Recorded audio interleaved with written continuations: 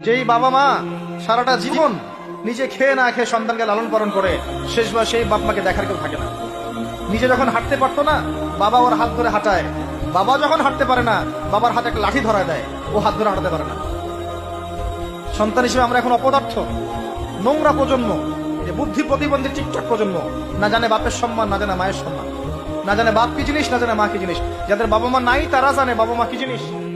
আমাদের মধ্যে যাদের বাপ মা মারা গেছে তারা জানে বাপ মা কি জিনিস, যাদের বেঁচে আছে এরা জানে না। নবী সাল্লাল্লাহু আলাইহি ওয়াসাল্লাম বলেছেন, ওই ব্যক্তির জন্য ধ্বংস যে ব্যক্তি পিতা মাতাকে পেয়েছে তাদের খেদমত করে জান্নাত লাভ করতে পারে নাই। এই ব্যক্তির জন্য চরম ধ্বংস। পিতা মাতাকে কষ্ট দিয়েন না।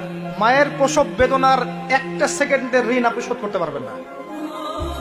লুকমান আলাইহিস সালাম তার সন্তানকে বলছেন, ইয়া বুনাই লা তুশরিক বিল্লাহ ইন্নাশ শিরকা লাযুলমুন আযীম ওয়া ওয়াসাইনা লিল-ইনসানা বিওয়ালিদাইহি হুসনা। তোমার পিতামাতার সাথে ভালো আচরণ করো।